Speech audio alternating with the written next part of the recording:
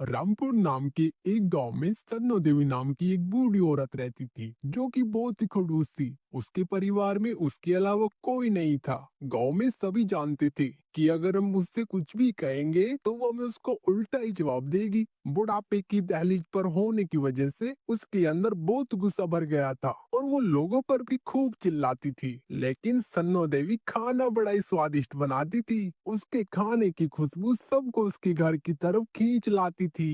एक रोज, अरे वाह वाह वाह, इस मटर पनीर से तो बड़ी अच्छी खुशबू आ रही है। आज तो पेट भरकर मटर पनीर खाऊंगी। आज तो दावत है मेरी। अम्मा आज क्या बना रही हो? बड़ी अच्छी खुशबू आ रही है। तू क्या करेगी जानकर है? और तू क्यों आई है यहाँ बता? माँ ने ये दूध भिजवाया था, उनके हाथ से आपका दूध गिर गया था ना। अच्छा ठीक है, चल जा अब यहाँ से। अंजलि वहां से चली गई। उस दूध को देख सन्नो देवी ने सोचा, हाँ, मटर पनीर के साथ में खीर भी बना लेती हूँ। आज मीठे में खीर खाने की बड़ी इच्छा हो रही है। अब खीर बना ही रही हूँ तो साथ में थोड़ी पूरी भी निकाल लूंगी अपने लिए। वैसे भी तो कभी कभार ही पकवान बनाने को नसीब होते हैं। हाँ, लेकिन मावा तो है ही नहीं खीर में डालने के लिए। सन्नो देवी मावा लेकर घर लौट रही होती है, तभी उसे सुरेश मिलता है। क्या बात है काकी, मावा? लगता है आज कुछ खास बन रहा है घर पर।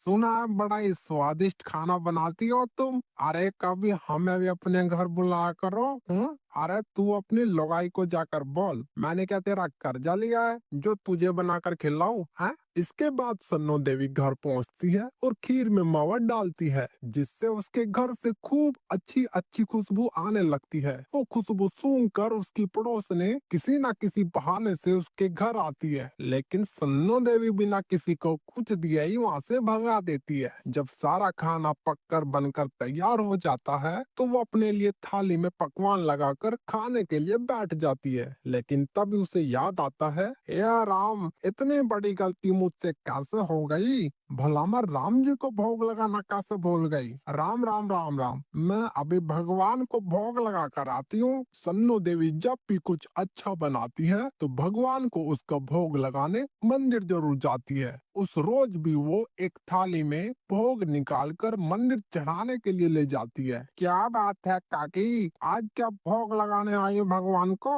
अरे आज पकवान बने हैं तो सोचा भगवान को भोग लगा दूं। भगवान के साथ साथ कभी ब्राह्मणों को भी भोग लगवा दिया करो। हाँ हाँ, तू तो रानिंदो पंडित, तुम्हारी जीभ कितनी चटोरी है ये सब हम अच्छे से जानते हैं। भगवान का लगा हुआ भोग भी तुम खुद ही खा जाते हो, ये बात हम अच्छे से जानती है। इसलिए आज मैं खुद भगवान को भोग लगाऊंगी। यह सुनकर गुस्से में पंडित वहाँ से चला जाता है। सन्नो देवी भी भोग लगाकर कुछ देर बाद घर लौट आती है। घर पहुंचकर वो देखती है कि उसका सारा खाना खत्म हो गया और सारे बर्तन भी खाली पड़े हुए हैं। ये राम, मेरा सारा खाना कौन खा गया? फतेह मुंह उसका। इसके बाद सन्नो देवी दुखी होकर मुखिया के पास जाती है और उसे सारी बात बताती है। क्या कोई तुम्हारा सारा खाना खा गया? भला ऐसा भी क्या खास बनाया था तुमने? हाँ, जो चोर तुम्हारे घर से पैसा सामान न चुरा कर खाना चुरा कर ले गया? अरे मुझे पता होता कोई मेरा खाना चुरा लेगा तो मैं पहले रसोई में ताला लगा जाती। मुखिया उसे आश्वासन देता है कि वो जल्दी उस चोर को ढूंढ निकालेगा। घर आकर सन्नो देवी भूखे पेटी सो जाती है। अगले दिन मुखिया उस बुढ़िया के पास आया और बोला, आज तुम फिर से वही खाना बनाना जो तुमने कल बनाया था। है? और ठीक है,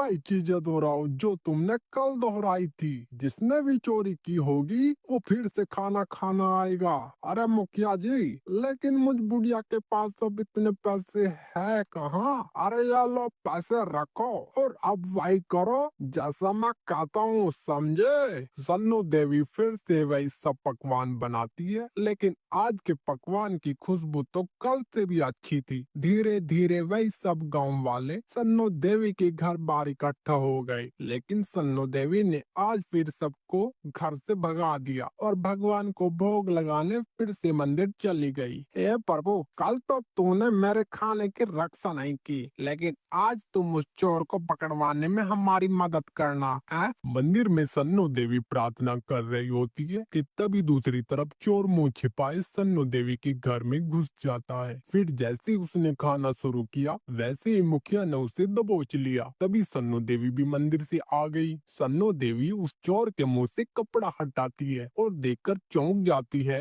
क्योंकि चोर और कोई नहीं बल्कि मंदिर का पंडित ही था। अरे पंडित, तो तुझे चोरी करते हुए शर्म नहीं आई? अरे कुछ तो मान रख लेता अपना।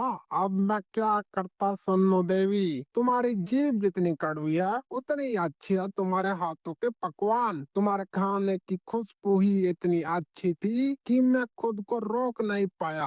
और तुम तो जानती हो मेरी जीभ कितनी चटोरी है। अरे भाई, पंडित होकर चोरी? आज के बाद तुम गांव के मंदिर से पंडित पद से हटाए जाते हो भैया। लेकिन कुछ भी कहो, सन्नो देवी के हाथों के पकवानों की खुशबू की बात ही कुछ और है। काकी, जब तुम्हारे हाथों के पकवान खाने को एक गांव वाले तरसते हैं तो मैं चाहता हूँ तुम गांव में एक ढाबा खोलो जिसमें तरह तरह के पकवान बनाकर बेचो। इस तरह तुम्हारी कमाई भी हो जाएगी, साथ ही गांव के लोगों को तुम्हारे हाथ का पकवान खाने को मिल जाएगा। क्यों? लेकिन मेरे पास इतने पैसे कहाँ मुखिया जी? अरे उसकी चिंता आप तक करो, तुम्हें ढाबा खोल कर देने की जिम्मेदारी मेरी। इसके बाद सन्नो देवी ढाबे में खाना बेचकर खुशी खुशी अपना जीवन बिताती है।